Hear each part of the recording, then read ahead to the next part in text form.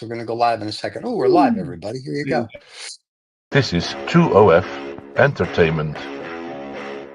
Welcome to the Lost Dollar Business Club, where we talk about business, and not just business. We talk about what makes businesses go up and what makes businesses go down. If you're interested in businesses, this is where it is. We talk about the global economy. We talk about global politics. We talk about everything and anything business related that affects your life on a global scale as well as a local scale. And don't miss after the show, Lost and Found.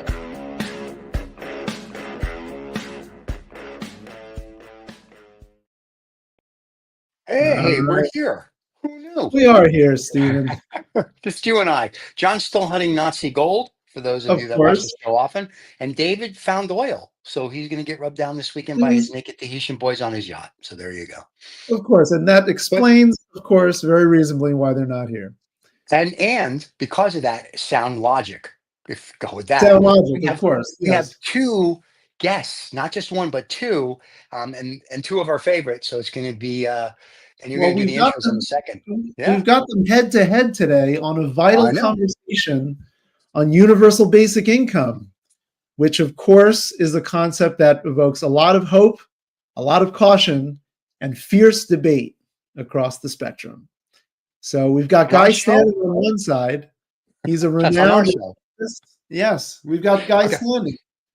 Bring him on. A renowned economist, co-founder of the Basic Income Earth Network, and author of Basic Income and How We Can Make It Happen. So Guy has championed UBI as a cornerstone for a just and secure society, especially as technology and globalization and inequality reshape everything as we know it. Very nice. So you want to introduce Anthony next, and we'll bring them on together.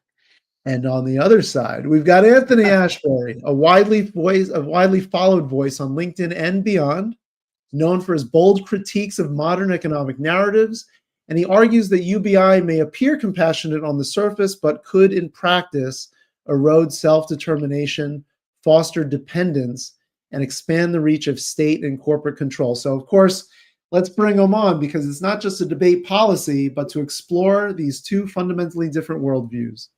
There you go. Gentlemen, welcome to the show. You're both no stranger to the show, but welcome. And before the show, you guys got to say hello to each other. So as we said, it's 12 rounds, 3 minutes each. No, I'm just kidding. And we just want to say before we do that, yeah.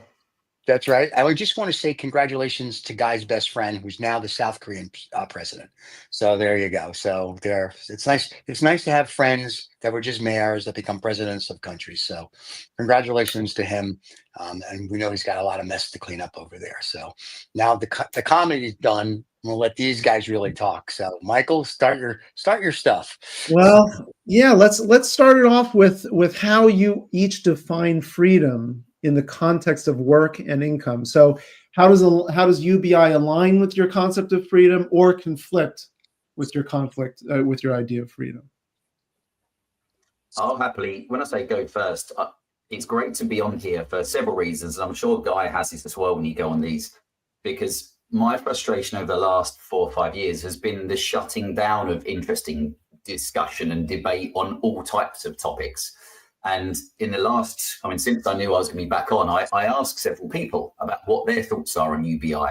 And I think all of that comes down to similar to where I went with it, which was most people don't really know much about it to start with. A lot of people have no idea. They've never even heard of it, which I think is important because we're in this kind of, echo chamber of understanding more about, especially Guy being an expert in it. But I tried to look at where the normal person is with trying to garner their understanding. And for me, it's a fine balance between freedom, because are you ever truly free if you've got a birth certificate, a bank account, if you pay your council tax, if you vote, you're in a system. And the more I've understood about the system, if you own a house and have a bank account and have a mortgage, your house can be taken away from you. You don't really own it. If you have a car in the UK, even if you own it, you don't pay the tax on it, you can have it taken away. So freedom for me, there's two types. Freedom from the system, if that makes sense, which has felt like it's grown a lot in the last, again, let's just pick the last 5 years, but also freedom in your own head, because I know enough people that on paper, I would say, are rich on paper and poor on life. So freedom for me is broken down into two: freedom from, let's call it the matrix or the system, but also how you define freedom in your own head. That's why I'm interested to hear from Guy and talk to him, because I know he knows so much about this. I've probably got some of the basic questions that the normal man on the street would love to answer, or have answered, I should say. You want my reaction now, do you, Michael? Jump on in, guys. First of all, I agree with Anthony in saying that a lot of people don't know what A means and B, what it implies. And yet an incredible number of people have views on it, even though they admit that they don't know much about it, which is a contradiction that I find a bit irksome sometimes, especially those who completely dismiss it and say there's no evidence or anything like that. And I'm sure that's not Anthony's position, but it's often the one I have to confront. Let me refresh everybody's mind with saying what the definition is. It would be a modest payment paid regularly as the base of a social protection system. It would be individual, in other words, paid to each man and woman individually, separately. It's unconditional in the sense that it doesn't require any behavior beforehand or any behavioral conditions, unlike conventional social assistance. It's not means tested, it's universal. You could tax back from the rich if you wanted. That's a separate matter, but it would be universal, because that's the only way to make sure there are very low exclusion errors. The current system in Britain, for example, with universal credit, which is a means tested, behavior tested scheme, often the exclusion error, that is the people who should be receiving it, can be as high as 50% or more. And that's not just in Britain. Now, you asked about freedom. A basic income would enhance three types of freedom. It would enhance libertarian freedom, the freedom to choose, the freedom to make choices. Milton Friedman, was on the political right, he joined our network actually towards the end of his life, because he said for a market economy to function, people must have an adequate base with which to be able to make choices rationally. If you're completely impoverished, you can't make proper choices. It's also a matter of liberal freedom. And I quote in my book a famous liberal philosopher of 19th century, R.H. Green. And he said, liberal freedom is the freedom to make moral decisions, a freedom to do something because I believe it is right, not because I have to. And if you're chronically insecure, you just have to do what you have to do to survive. And it may often be in desperation, doing something that you don't really think is proper. So liberal freedom is very important. Many people don't have liberal freedom. And the third is what is called Republican freedom, with a small r, not in the US political sense. A Republican freedom means to be able to make a decision looking in the face of the other as an equal. And that means not having to give in to their will, an unaccountable will. And this is a Gandhian in principle, but Tom Paine also espoused this particular view. So there are three types of freedom that a basic income would enhance.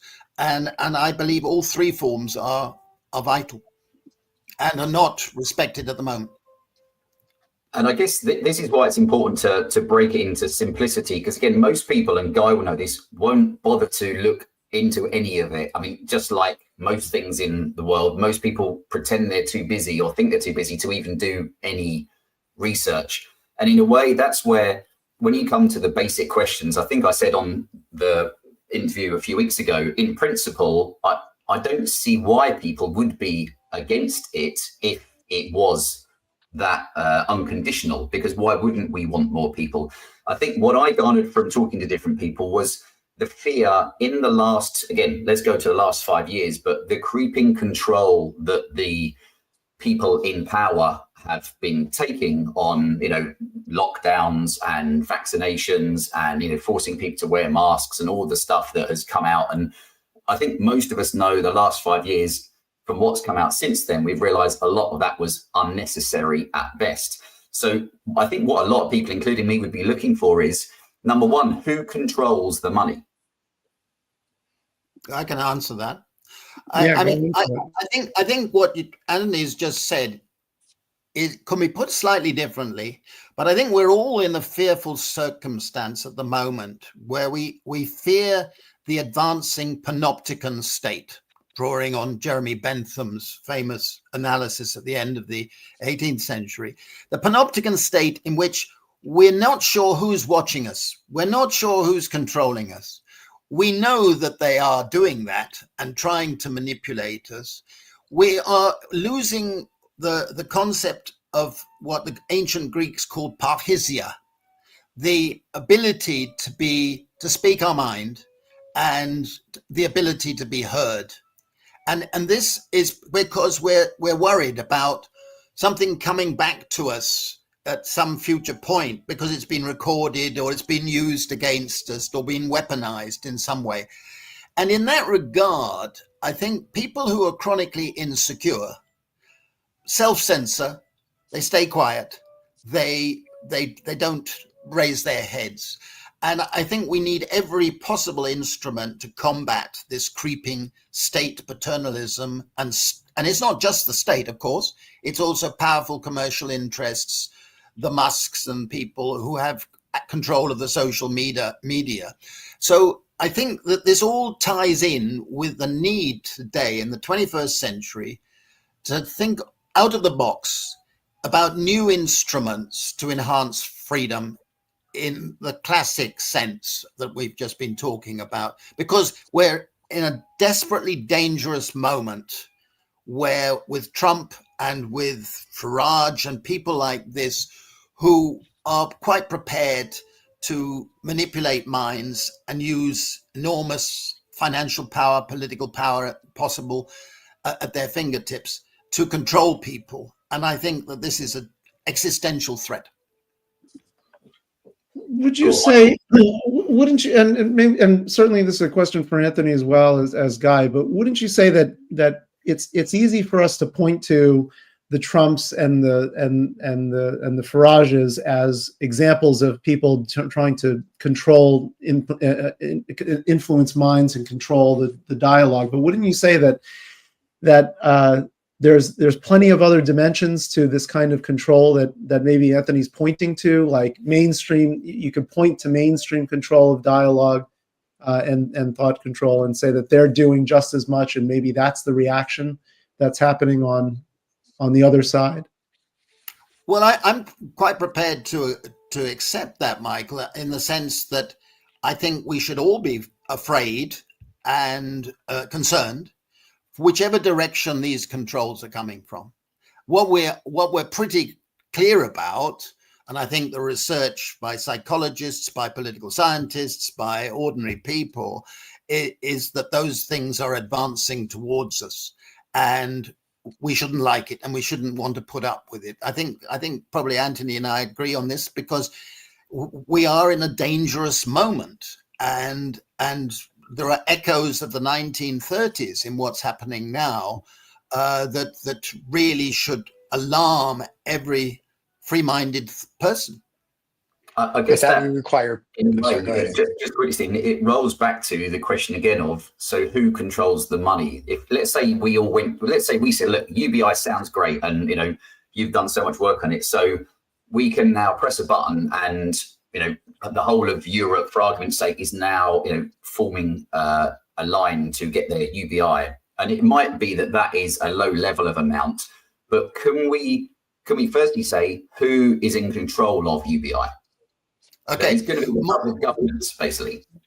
Let me basically say that a basic income would be paid equally to everybody, with a smaller amount for children and with a larger amount for people with disabilities, so that they have an equal basic security.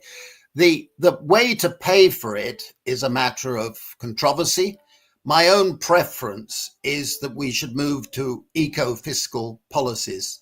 We should have a carbon tax. We should have a high carbon tax because greenhouse gas emissions are polluting the atmosphere, accelerating global warming. And the thing is that it's mainly done by the wealthy, the rich, with their super yachts and all that stuff, and the way they live. And the pain and consequences are mainly borne by the poor. So you can argue that it's a matter of justice, but it would only work if the revenue from a carbon tax was recycled to pay part of the basic income. And that's why I think there should be a form of sovereign wealth fund established where you have your fiscal policies, the levies would be paid into the fund, invested in sustainable investments. And then as the value of the fund rises, you pay out a gradually rising amount as the basic income. In a sense, it already exists in Alaska. The Alaska Permanent Fund is a variant of that. The Norwegians, instead of privatizing their North Sea oil as Britain did, and in Britain's case, it now is owned mainly by Chinese state capital, ironically, they set up a fund for the royalties from the oil. And it's now the biggest capital fund in the Western world, easily the biggest. And they can pay out the equivalent of a very substantial basic income each year from the returns on the investment, not from the actual capital. And that's, in my view, that's the best way of paying for it. A carbon tax by itself is regressive. In other words, it's because it's the same for a poor person as for a rich person, it's a larger proportion of a poor person's income than it is for the wealthy. And in a sense, by recycling it as equal amounts, it becomes progressive. It's easy to show for that. And I live in Switzerland. We have a carbon tax which is recycled each year in our tax returns. It's not the ideal that I would want, but it's a model that's moving in that direction. I don't think the funding is nearly as complicated as some people believe. In Britain, for example, when I did a big report, which was published, it was done for John McDonnell MP, I found that there are 1,190 forms of tax relief, mainly benefit the wealthy. The Duke of Buccleuch has 255,000 acres of prime land across the country, and he receives from the government over £1 million each year as a form of basic income to help him run his land more efficiently. Well, come on, that's ridiculous. It's regressive. It's completely distortionary, and I'm sure it doesn't do anything of the sort. But he gets it. There are all sorts of things, and I worked out that the foregone tax revenue because of these special subsidies, and it exists in the United States as well, let me say, and in other countries. These forms of tax subsidies are worth about £400 billion a year. I'll just repeat that, £400 billion a year. So you are effectively handing out money to the wealthy, it's mainly the wealthy. And it doesn't help make the economy work better. On the contrary, many of those tax credits are distortionary and depress productivity. I'm an economist, and I can easily show that and have done in the books. So for me, it's not a question of affordability. It's whether or not it has the behavioral and attitudinal effects that I believe it does have that really should be the crucial matter. And in that regard, we've now in the privileged situation of having had over 100 pilots and experiments in different types of country. I've just concluded being who controls the money? Who controls the payments for all those experiments and pilots? The fund itself. Basically, you see, you take it out of political control. And I think this is one of the most important things. For example, the Norwegian fund is taken out of the control of government. The government has no say in the investments. They merely receive reports on how much the returns on the investments and then what is being done with the investments. And they have an ethical investment policy which the fund managers, who are independent, must adhere to. In other words, they mustn't invest in nuclear or bombs or military or polluting industries. There are certain restrictions. But beyond that, what goes out is controlled by the independent governors of the fund. And the great thing about this is that it would be transparent. For example, you would know everybody is entitled to £200 a week. I'm not proposing that. I'm saying that, supposing it is that number, everybody would know that Jim and Jane and Mohammed are each entitled to that £200, not £100 or some bigger or smaller amount. It would be transparent. And this is what we found in our pilots. Very quickly, people realize that it's very little scope for corruption, because Jim must get his £200 and everybody knows that that is the amount that he should be getting. Whereas with the existing universal credit, a person doesn't know what they're going to get. They don't know. And that's why we have hundreds of thousands of people appealing, because they've been deprived of amounts which they're entitled to. And most of those appeals, after a year of making the appeal, are proven that they shouldn't have had it taken away. But that year it could kill them. I mean, a lot of people have committed suicide and died while waiting for their appeal to come through. And it's lack of due process. There's no due process. So in a sense, the existing system is what's corrupt and paternalistic, leaving to junior bureaucrats to decide whether Jim or Mohammed or Jane is entitled to some pittance. And they better be very polite. You better be polite, otherwise out. And that's what's happening.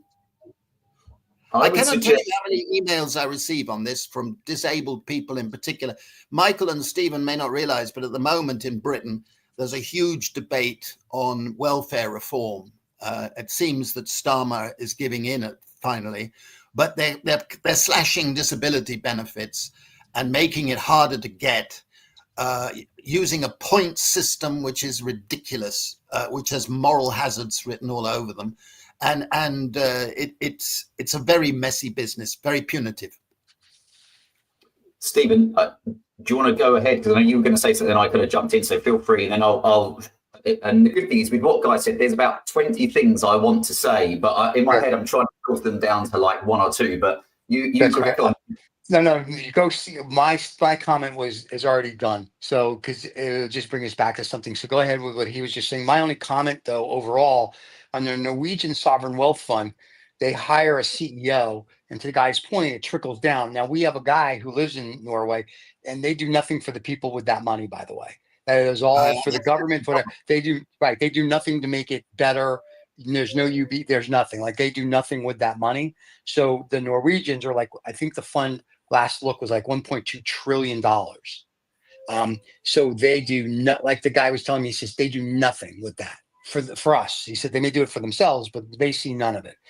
The flip of that also is in America now, they want to talk about privatization of, if you will, Social Security and healthcare. And we all know how that's going to go. So when Anthony keeps saying who controls the money, I think it really is, you have to, and I don't know if you have to implode the current system to get a new system where it's run properly. Because I think now whoever would run it, to your point, I don't think Jane or Mohammed or whatever is going to get their £100 or $100 a week. I think that's going to go all over the board. Just a comment there, Stephen. I don't know where your Norwegian friend works or lives, right. but the reality is the statistics show a different story. I don't like the way they have decided how to redistribute the money. But each year, the fund has a return of about 5%, in gross terms, and it works out after management costs of 3.5%. And that money is spent on social programs. Now, it's very interesting that since the fund came into existence, the inequality in Norway has gone down. Every decile below the top, every decile below the top decile has a higher average income than any other country. Okay? And the only group that doesn't have a higher income than in the United States or Britain is the top 10%, the top 10% of earners. So the income inequality has dramatically reduced during the course of the fund.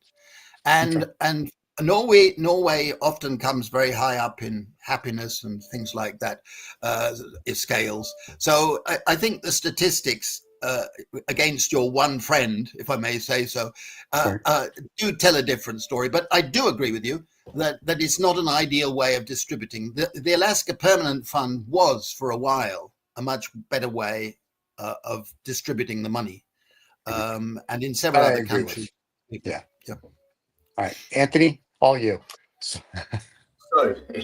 I've written a list in my head. I'm joking. Let's go further ahead in time, this is where I think it's exciting as well to think, because none of us know what's coming, or maybe some people do, and they're pulling the strings. But for the normal people that are listening to this, watching, maybe reading Guy's books, let's say that AI is. And I've spoken to people that have worked for AI, and I understand they're quite concerned in various ways of, obviously, it's taking jobs. And now, not necessarily taking all jobs, but more and more jobs. So let's say that UBI gets rolled out softly and a small amount to John and Frank and Debbie and Bob and what have you, and they're getting their 200 quid. And that is unconditional. And it's not based on any behavioural conditioning, if that makes sense, behavioural conditions, I should say. But let's fast forward, let's say 5 years or however far we go. And we said, AI has developed more, therefore a large amount of people are now on UBI. I don't think, given what we know about, and clearly Guy is skeptical about the government and their overreach as well, which, look at what's going on in Israel and Palestine and Iran and the US at the moment. How confident would you be that if UBI was rolled out more after the kind of soft little amount, but it became a high percentage of the world, how confident would you be that that would stay unconditional? Well, I think if you had a mechanism like I'm describing as a fund, a capital fund, then it's possible to keep it. Now, there's a friend of mine in Maine who's a professor of philosophy, and he always says to people who ask that sort of question, he said, if we're strong enough to get a basic income for everybody, we'll be strong enough to defend other forms of freedom and other forms of policy which we think we need. So I do feel that is one sort of response. I've been invited to Silicon Valley a number of times and had debates with the AI people. And it's interesting that one of those, Sam Altman, he asked questions of me in 2016, and he believes in something like I've just said. Now, one form of tax would be a digital data levy, because every time we open our computer, as we know, we are feeding money to the Zuckerbergs and the Musks of the world, who are using our information that we are supplying when we're on the computer to turn into advertising revenue. And that's where they're making their billions. All right. Now, it's our unpaid work that is contributing to their billions. So I believe in a digital data tax. And what we've got in the world is an intellectual property rights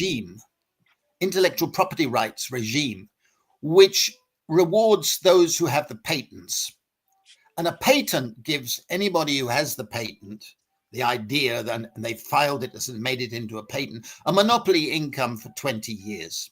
20 years. Nobody can compete. Nobody can, unless they're licensed by the owner of the patent.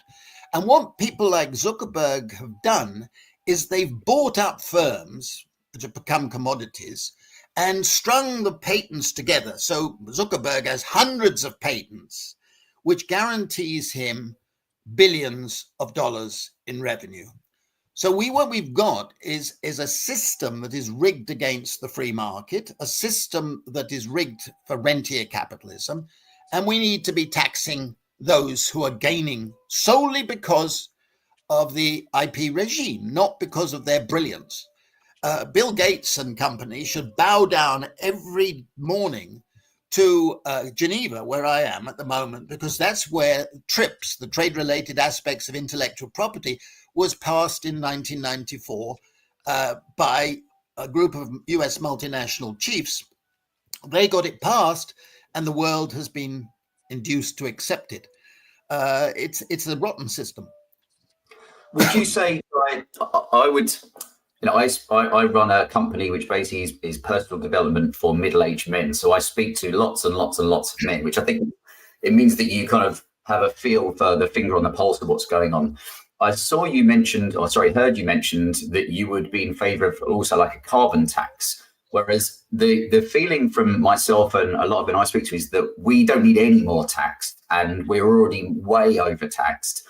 But interestingly, with the carbon, so I worked in carbon emissions for 8 years working in the financial sector in the city.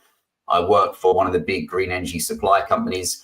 I would suggest that from my research, and when I say research, I'm talking about just reading as many different views as possible, that the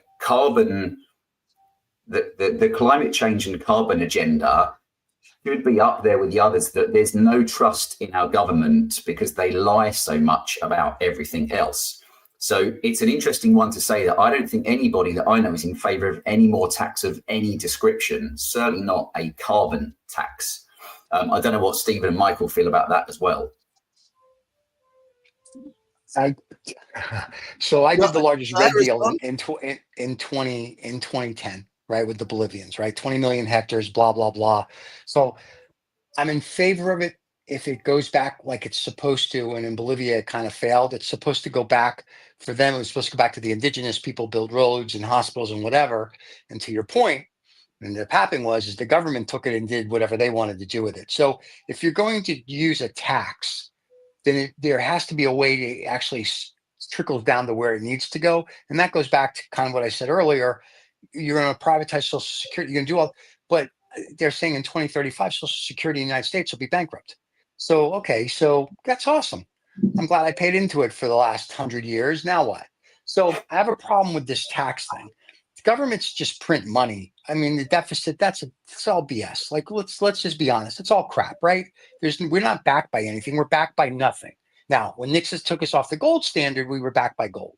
Until then, we have something. Right now, my dollar or my $100 bill or whatever I'm using is backed by nothing. It's no better than a crypto algorithm.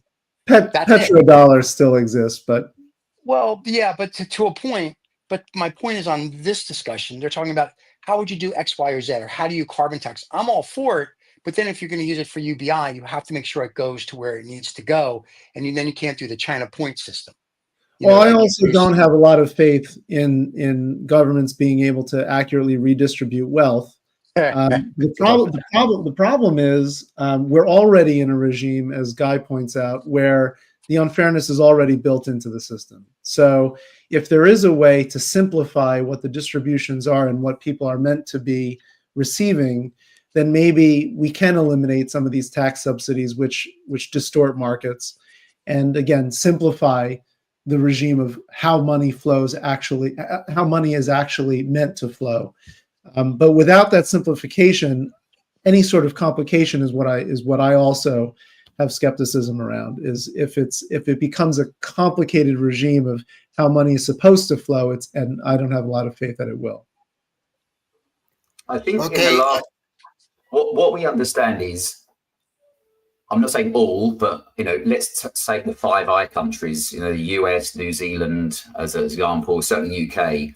The people that are in control, or the puppets that we see on TV, they're not in control. We know that because they're replaceable. And I speak to people who go, yeah, I didn't think of that. And you say, look, Keir Starmer, for him as an example, he's replaceable. Boris Johnson, replaceable. Donald Trump, they're all just puppets, basically. Whether you like them or not, they are replaceable. So it's always that thing of the bigger picture of stepping back and saying, who runs the game behind those people? You know, who runs, like we say, with UBI, I cannot believe that if it was rolled out, that a fund would just be allowed, you know, to control it. I cannot believe with all the big institutions that governments end up with their fingers in the pie somewhere, if that makes sense. I cannot believe that in an ideal world that would be beautiful, that a fund could control the UBI going out. But I don't, there's no faith in the system, or as I would call it, empire, not to have their sticky fingers in it. And I think once you got into UBI, a bit like the carbon stuff, you know, no one gets, it's like people just make it up and decide that we're going to pay more tax on things. And most people haven't got a say in it. Now, I would say on the carbon tax side, again, I worked in that environment for 8-9 years. I traveled all around, again, you know, across Europe, dealing with clients who worked at big banks that dealt with all this. The amount of different books I've read for difference of opinions on this would lead me to believe that it's not all said and done, that there is a climate emergency. I would say that if there is, a lot of people are going to make a lot of money out of it as well. Some people believe it's actually cyclical. Other people believe others. For me, I always try and look at as many different voices as possible. And all I would say on that is, knowing how much we are lied to about so much stuff, that I would have zero confidence in the government or their sticky fingers not affecting where we are with it, basically. Well, I think Guy has something to say to it too, but I also want to introduce the idea that we already have this concept of welfare, and there's a stigma associated to the concept of welfare versus the dignity, so-called possible dignity, of a basic income. So are we repackaging dependency, or are we actually changing what the value is of getting this payout in a community sense? I think I must respond to what Anthony is saying. I think the scientific evidence that we are suffering from global warming and increasing threats of extinction of species in the sea and on land is overwhelming. And it really is libertarian climate change denial on a scale that is terrifying, because we do have a genuine existential crisis. That's the first thing.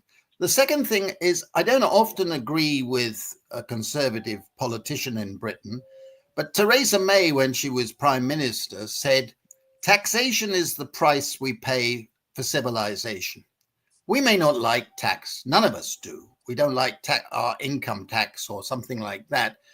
But you've got to pay for your schools. You've got to pay for your public health service. You've got to pay for helping people who are suffering from disabilities. There are all sorts of things that a good society wants to pay for. Well, you may have your favorite, I may have my favorites. And I think you need taxation for that. We may not like it, but we need taxation.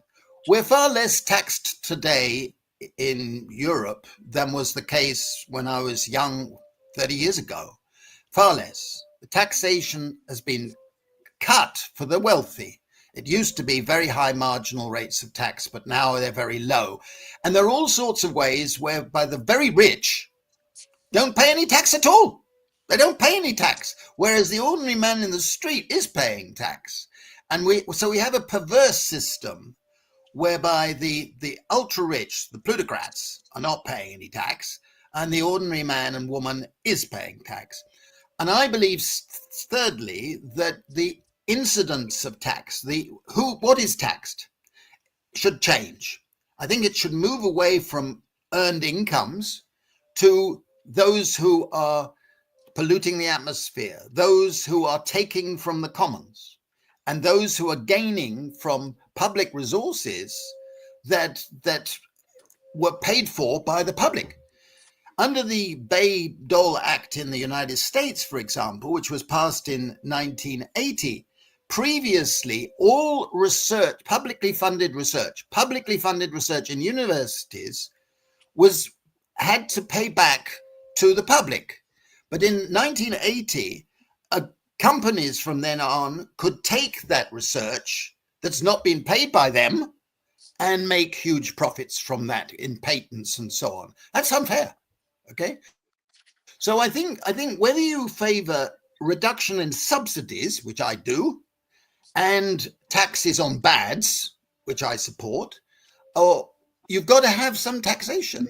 And no taxation is going to be universally popular, but the things we can do with taxation are precisely what make the possibility of having a good society. I think that the Trump's tax cuts for the wealthy are disgraceful, immoral. They're completely, and they're distortionary. But, we've got to have the means of paying for things we want.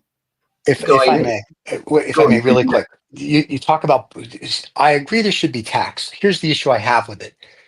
What's done with it? Thank you. And when you say public health, what public health?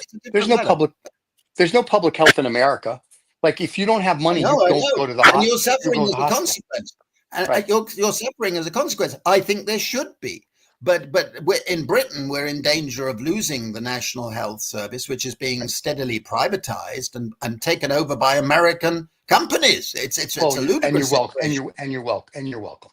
But my point is that the problem I have with taxes, it doesn't do anything. You talk about schools. What schools? Seriously? You see the morons that they're putting out? Harvard has to have a remedial math class because the rich kids don't know how to do 2 + 2. So we're not teaching them anything now in school. So this whole tax structure, this is all BS. So when you talk about we should have a UBI, and I'm for it to an extent, that means you have to have the 8.1 billion people, and we'll take out all the billionaires, and a couple of millionaires. So now you have 7.5 billion people. They need to take a picnic. Then you're talking revolution, and you have to redesign the whole system, because no country, now maybe South Korea, Malaysia, Thailand, a few of those, or China will, but the rest of the world, they're not designing it because that's where all the oligarchs are. That's where the profits are. They could care less about somebody that's on welfare. And one of our comments from one of our other hosts that not on this show said welfare used to be looked at as a mutual insurance. And in the beginning in the States, that was right. We're going to help you get out of where you are to get to the next level. The problem is people have used healthcare or not welfare here as a scam. The food stamps to this, to that. We see stories all the time, how people are trying to scam the system. So until you redesign the system, this is all great, but it's not happening. I think what we're talking about is what should take place. Correct. How it's done is for a separate discussion in a sense. Right. I believe in democracy. I genuinely believe in democracy. Right. And if you believe in democracy, you cannot throw your hands up and say everything is impossible and anarchy is the only answer. I believe in deliberative democracy. Our democracy at the moment, particularly in the US and in Britain, with its first past the post system, is absurd. It's not real democracy. Right. I mean, Donald Trump only got the support of 31% of the American electorate. Keir Starmer last year, his party got a landslide victory, but they only got the support of 19% of the British electorate. 19. And it's a system that's at fault. But I believe that the only way to curb the corruption and the excesses and the things that you and Anthony have been highlighting in the last few minutes is to reform democracy, make for much stronger democracy. And then you can curb these bastards. And I think we all agree, Boris Johnson was a totally corrupted personality who ran the government for several years. I had a big argument with him, and he didn't care about truth at all. He doesn't care about truth. They're cynical and rapacious and walk off with vast incomes, revolving doors. They go into politics and then into some corporate sinecure or military advisor or whatever it might be. and of course it's corrupt. But I think we have to differentiate between what is the current dangerously illiterate, undemocratic system and what we should be moving towards. And that's what we should be talking about.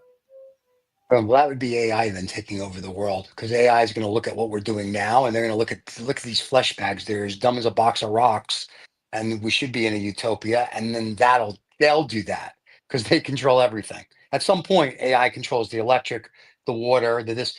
You just turn it off until it gets what it wants. So if you want to look at what controls it, people aren't going to change anything. I mean, I like it. I like the Shangri-La. I like the utopia. I wish it would, but I don't see it.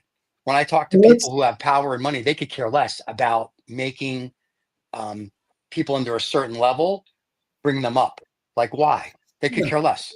I don't think one can be too cynical, if I may say so. I don't think one can throw one's hands up. I mean, you've just mentioned Harvard a few minutes ago. I've invited lectures at Harvard, and I've met many well-educated people who've been at Harvard and Yale and MIT and so on. And to say that they can't add 2 and 2 is really playing into the hands of Trump, because I don't like Harvard as a concept, so don't get me wrong. But I think that it has provided an education. It's been selective and the rest of it.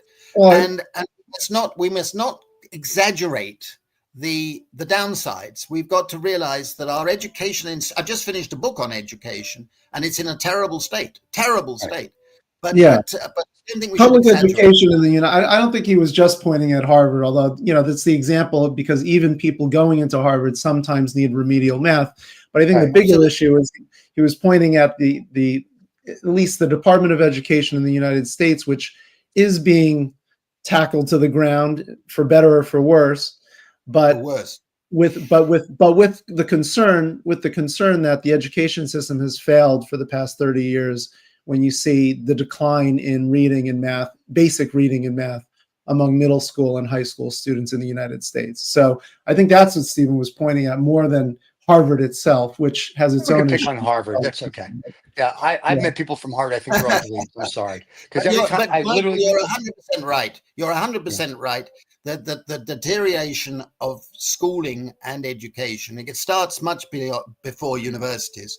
It really has been a shocking deterioration, and it's been partly because of the commercialization which has taken place. Right. I mean, you have some shocking universities that have been set up by people like the Koch brothers, and that are paying for ideological thing. The religious base of teaching has become something I never expected to come back in my lifetime, but it's now teaching incredible rubbish, which is being permeated through teachers to very young children. I mean, this sort of thing is a really terrible development we're seeing at the moment, and if it's any consolation for Americans, we're seeing different variants of that in Europe as well.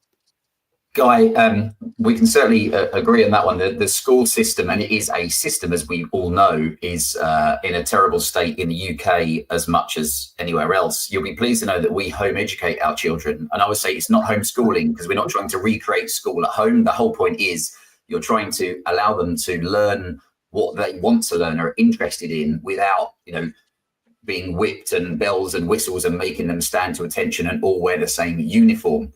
I have firsthand, sadly, experience of what the kids are being taught in schools, especially when it comes to the sexualization of children, and from a young age being taught highly adult, inappropriate material, which most parents have no idea that it's even going on, because why would they?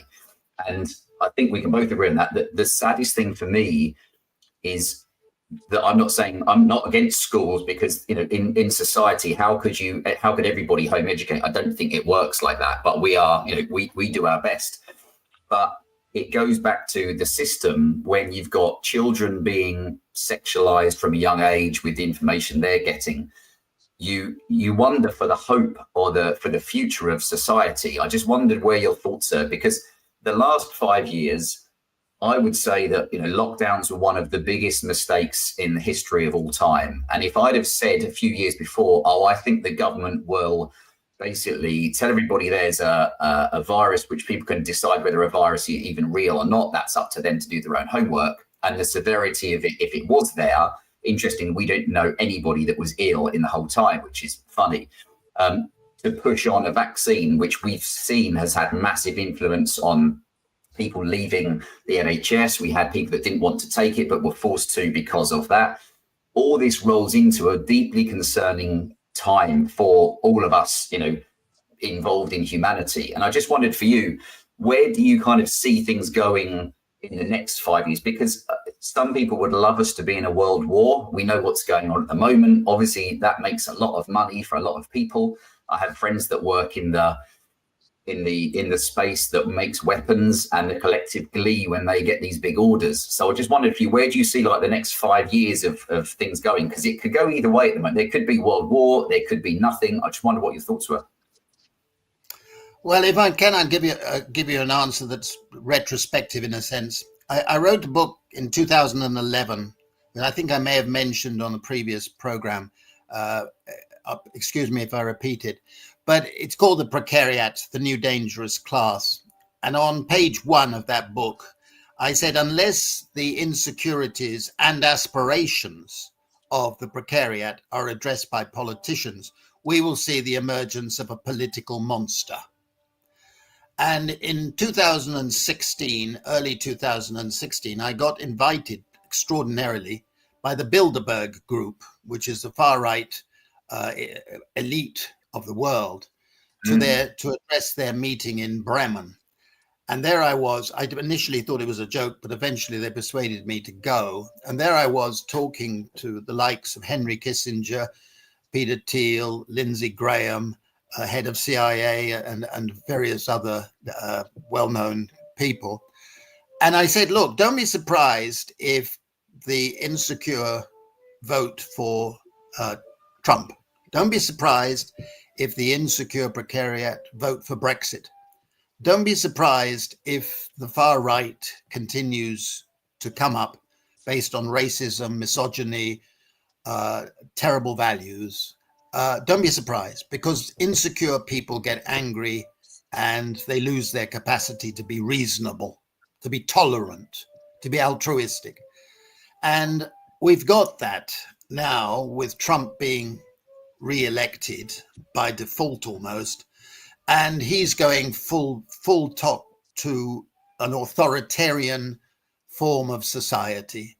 It is proto-fascist. We're seeing him using language which is completely off the cuff. I mean, it's disgraceful language, and it shouldn't be to nobody's surprise when it incites people with guns to go and kill opposition politicians.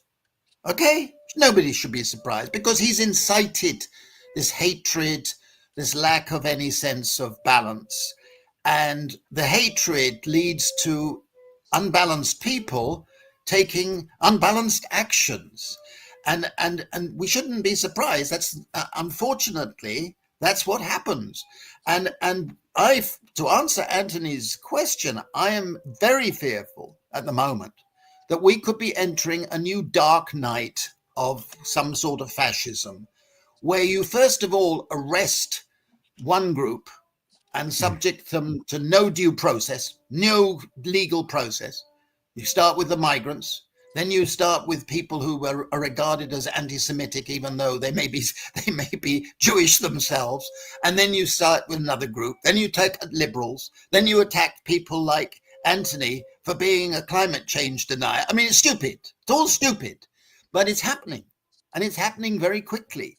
And we should all be alarmed. And I think it's beholden on all of us to say, stop this. And I'm prepared to stand up and join the No Kings movement or the Extinction Rebellion movement, those who are saying to the state and to people who are controlling, and Anthony's right on this, it's behind the scenes, many of the people who are in control, but they're doing terrible things.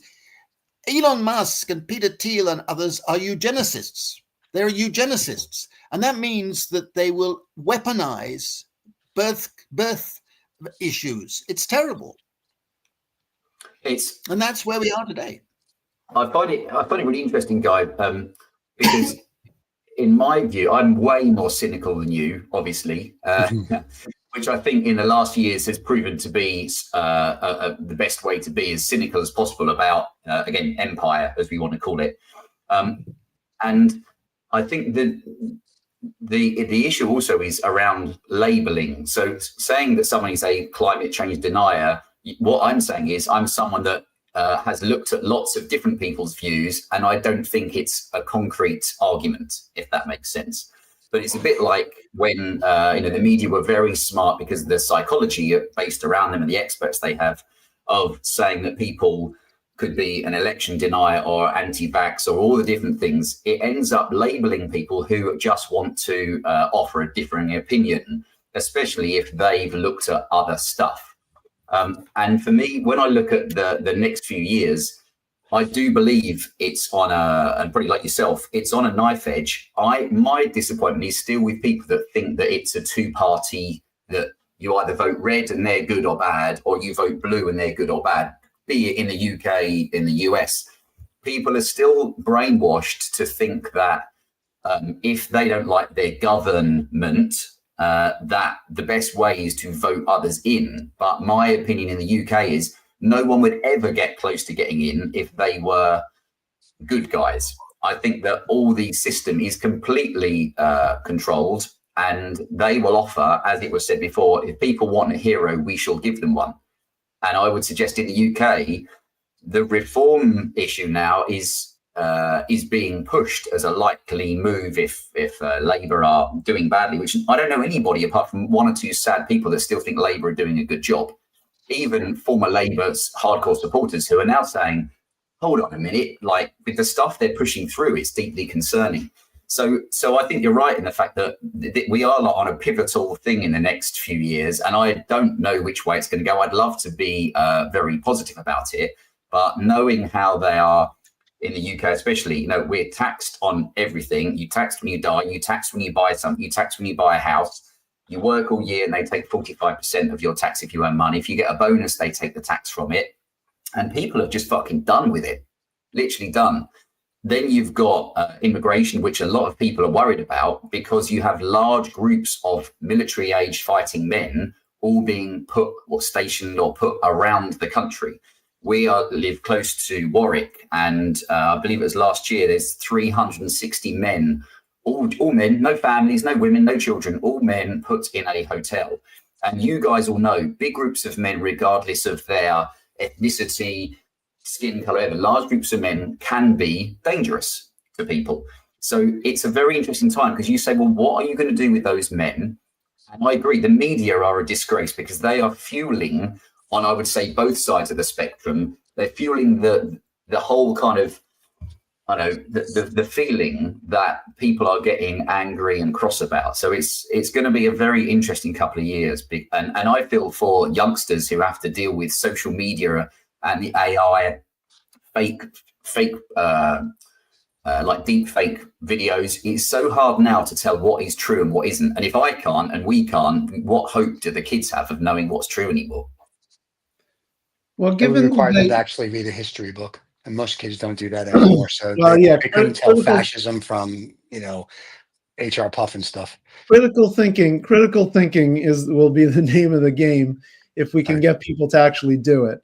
I think, but let's wrap things up here and just come to your thoughts on, in the context of the rise of AI and even gig labor, which is the precariat class, is some form of UBI or universal income just a necessary evolution, or is it something that is not really going to solve the problem anyway, that AI and gig labor is and the precariat class is facing anyway?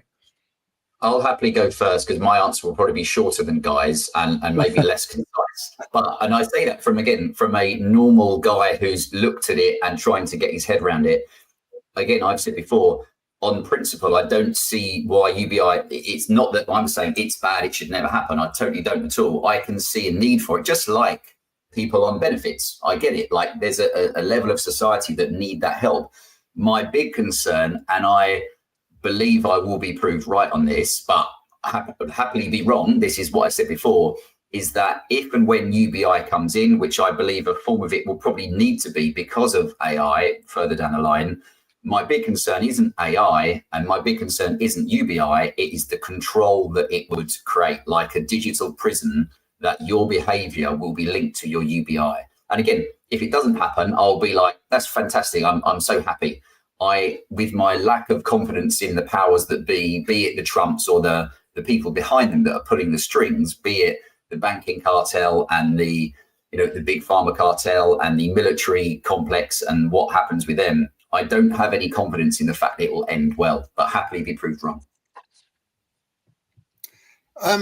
I think that it's an essential, and I've written a book called Battling Eight Giants, where I say that a basic income would help in combating inequality, insecurity, automation, precarity, global warming, extinction, but most of all, populism.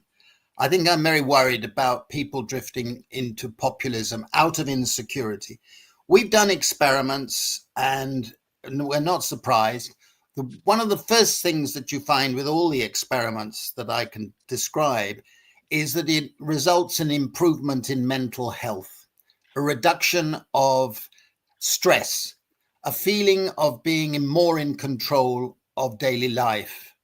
And that, I think, is an essential thing. We have seen in the United States, in Britain, and elsewhere, a rising rate of suicides in recent years, something we haven't touched on, particularly among the young, and most of all among young women. And it's a horrifying thing because it's not just the suicides, it's the attempted suicides and harms done, self-harm, and the rising morbidity problems. And it all stems from chronic insecurity, fear, debt, all of those things that go with people not having access to assured resources. Our age is an age of uncertainty. And uncertainty for an economist is something that you can't insure against because you don't know the probability of being hit by a shock. You don't know how you're going to be able to cope with it or recover from it. And therefore, we need to provide what I call ex-ante security, not ex-post compensation as traditional social security is concerned. And in a sense, you could see a basic income as a modest social vaccine. And I think that that is what we need at the moment. I believe in truth. I believe in experts. We wouldn't go to somebody who's not a qualified surgeon to have a heart operation. We first check if that person is a qualified person. They may not be perfect, but we do have regard for experts. I know that every scientist that I've ever met or read about believes that we are having a pollution and global climate disaster rushing towards us. I must accept their expertise because they are the experts. And they are overwhelmingly telling us this. So others have opinions, but these experts who have been studying it for years and years are those I think we should listen to above all others. So I think we're at a moment where we mustn't disregard truth. Our education system is not accentuating respect for truth. And we are in a situation where we must reinvent democracy to grab back control for ordinary people. These are huge crises. And all I'll say is that a basic income would help ameliorate the crises and give people a sense of security that we need above all. Security is a public good. We need it. We all need it. And that is the main argument, I think. I think we have to, if anything, over the last 5 years has taught us, we have to be very careful how much trust we put in experts. So firstly, who funds the experts? Do they make any money from what they're telling us is going to happen or is happening? And if the last 5 years shown us anything, is that we know a lot of people. You can do that, Anthony, but overwhelmingly, the scientists are saying that global warming is a reality. I mean, it's not those just being paid by companies. but they're saying We that. know. And it's the same with medicine. A medicine may not have 100% effects, but we'd be fools if we didn't listen to the doctors if they say you've got this and that and the other, and here's a treatment. I mean, there are some people who deny that medicine is accurate or not. It's always been an improving thing, but I think you have to go along with certain trust in life. And if you're totally cynical, then I think you lose it. I think it goes back to Gramsci, who, when he was being put in prison in Italy in the 30s, he said a pessimism of the intellect, an optimism of the will. And I think that's where we are at the moment. Very cool. And with that, gentlemen, yes, I want to thank you both for showing up. We'll do this again. This was very fun. It's good to see you, both of you, always. And we're going to say goodbye to you because we're going to do Lost and Found, which neither of you want to be part of. And we'll see you, Guy. It's always good to see you. Anthony, it's good to see you. Don't forget, you can buy any of Guy's books on Amazon. He's got a plethora of them. I've read several. They're wonderful. I enjoy them. And Anthony's got his The Whole Man Academy. Very cool. So don't forget to check Anthony out as well. And gentlemen, that's it. Don't forget to like and subscribe. We're going to do our stuff, and we'll see you guys soon. Thank you for joining us this morning. Cheers, guys. Thanks, guys. Cheers. Cheers. So, all right. So, all right, great. As always, I love that. I knew putting them together was going to be excellent idea, Stephen. Excellent idea. We got Guy. I'm done. I'm going to retire. Yeah, that's it. I did my one idea. I had Guy and Anthony together, but I like it because it's opposing opinions. It's a great discussion. And we love Guy, so it works out well. And Anthony, we like, I didn't know he was homeschooling his kids. And then on Guy, we know that, right? And Guy, I like because Guy is like, saying there's hope, and being there's the neurotic, research, and there's research backing it, and there's research. The only thing I disagree with on the whole thing is in '72, when I was I was a billion years old. They said there was going to be no oil in the '80s. Now, they didn't say apparently what 80s they were talking about, but the oil's still here. And it's still apparently abundant, except now they're saying, and I don't believe it comes from dinosaurs. That I still have a problem with. I think there's just a reserve. Because if that's the case, I can go to any grave and I'll start pumping grandma and grandpa for oil. Right, so, you know what I'm saying? Right. I mean, think about it. That's the new kind. That's the new. That'll be the new version of fracking. Yeah, just go. The new version of fracking. Yeah, sure. And there'll be protesters outside the mansion tomorrow. All right, let's do some Lost and Found for Let's the kids. do some Lost and Found. There we go. Ever wonder how millions vanish into thin air, or how a single dollar can make all the difference? Join us on Lost and Found, where we dive into the wild world of financial mysteries. From misplaced fortunes to unexpected windfalls, we unravel the stories of people, companies, organizations, and even governments who've lost and found millions. Lost and Found, because every dollar has a story. Hey, every dollar has a story. All right, so I have 3 real quick ones. All right, great. I'm going to do real 3. So cryptocurrency is now allowed in the U.S. housing market. I saw that, and I just started. That's right. Buy a house with crypto. So you take your make-believe, and whatever you want to call it, crypto algorithm, and you buy a hard asset with it. This is ingenious. If this isn't this is literally, I've got a Brooklyn Bridge for sale. I've got it's time to launch your own coin. I have an ICO to launch with Lost Dollar Business Club. There you go. The ICO, don't miss it. Next week will be the Lost Dollar Business Club meme. It'll be worth trillions. You can buy a house with it or a small third world country. That's right. The other thing I thought was interesting, Xiaomi. A lot of people don't know who they are. They make a nice creme brulee. No, Xiaomi is a big telephone company in China. They just launched their SUV, and in 3 minutes, they had over 200,000 orders. Okay. And theirs, unlike a Tesla truck, works. Just throwing it out there.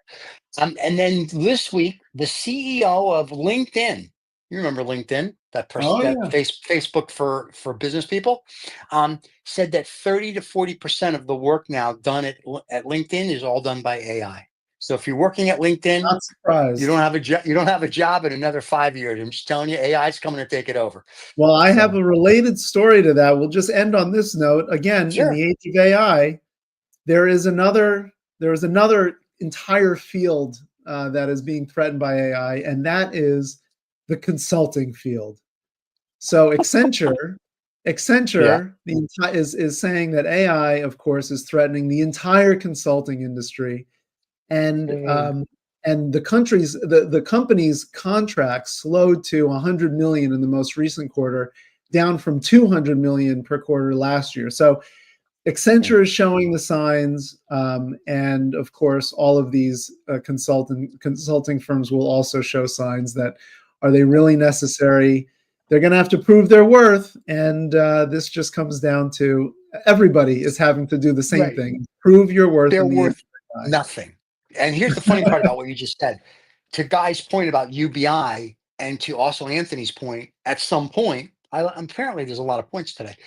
You're going to need to do something, because if AI starts taking over everything, which it kind of is getting to that point. That's my point when we were talking about change, when it takes over the electric, the water, airplanes. Yeah. If you do what it says. So if it says, right, if I'm going to make the world better for you flesh-eating idiots, you meat bags, then you're going to be like, okay, whatever you say. Because what are you going to do? You can't unplug it, right? We've already discussed it.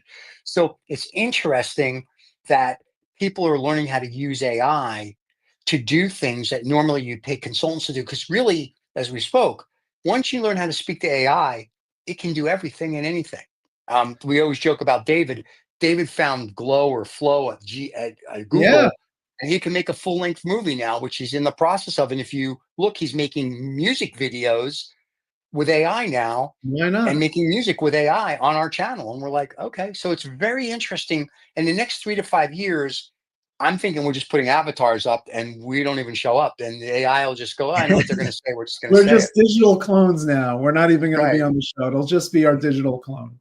Great. That's cool. Then we can have they John won't have as good witty. They won't have as good witty banter, Stephen. So that's true. That's true. We got to keep the witty banter.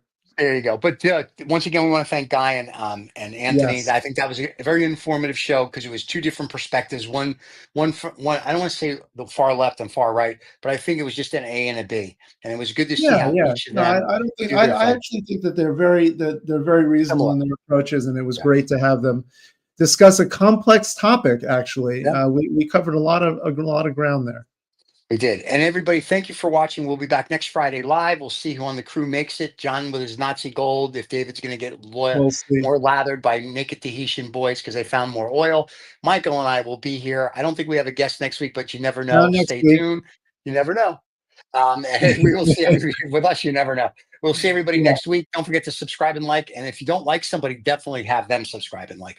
Don't forget to hit the like button. And thank you for everybody that joined the live show. If you're watching this on Saturday, thank you for watching the rebroadcast. Sorry you missed the stuff. We'll see everybody next week. Cheers, everybody.